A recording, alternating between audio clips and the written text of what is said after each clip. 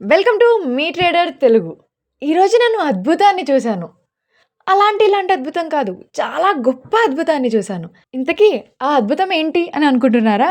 నేను ఏదైనా ట్రేడ్ తీసుకోగానే ఫస్ట్ లాస్ వస్తుంది, తర్వాతే ప్రాఫిట్ వస్తుంది. కానీ ఈరోజు ట్రేడ్ తీసుకోగానే లాసే రాకుండా ప్రాఫిట్ వచ్చింది. ఇంతకన్నా అద్భుతం ఉంటుందా? ప్రతిదినం నీ దర్శనం మరి దొరకునా ఇక మొదలెడదామా?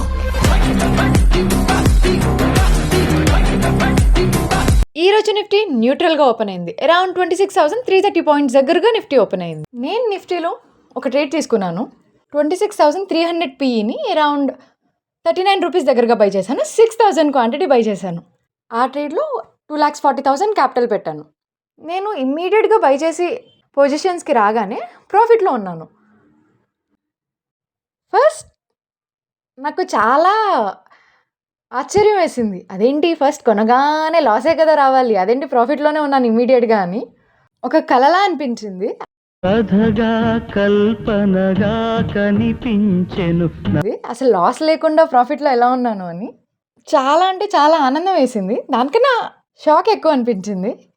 ఒక 1 రూపీ అయినా పడి లాస్ చూపించే ప్రాఫిట్లోకి రావాలి కదా, అస్సలు అలా రాలేదు. సో చాలా అంటే చాలా చాలా ఒక హ్యాపీనెస్ వచ్చింది. డైలీ ఇలానే జరిగితే బాగుంటుంది కదా అనిపించింది.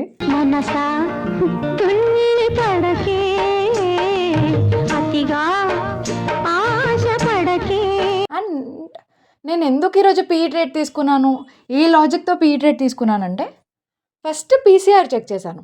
యూజువల్గా పీసీఆర్ బిట్వీన్ 0.8 to 1.5 వరకు ఉంటే నేను బుల్లిష్ మార్కెట్గా కన్సిడర్ చేస్తాను.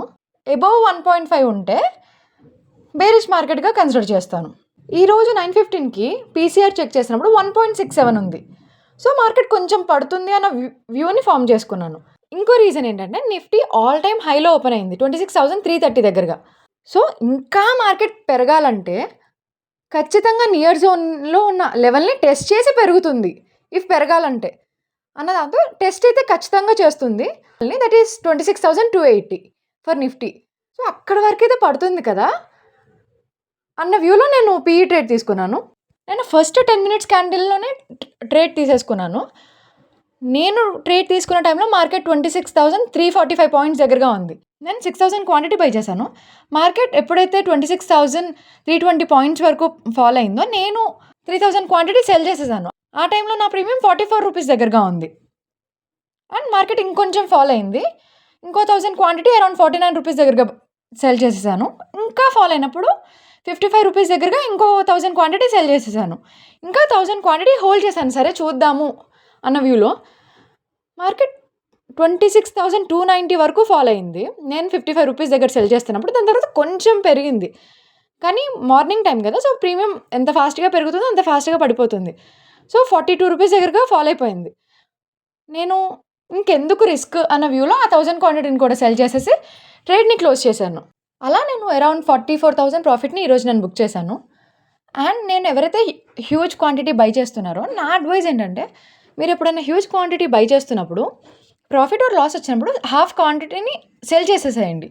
సో దట్ మీకు అంత టెన్షన్ రాదు, అంత ప్రెషర్ ఉండదు, అండ్ మీకు అంత లాస్ కూడా రాదు. నేను ఇది నా అడ్వైజ్ అంతే. Thank you. మీరు చూసింది కొంతే, చూడబోయేది ఇంకెంతో. అందుకే సబ్స్క్రైబ్ చేసుకోండి.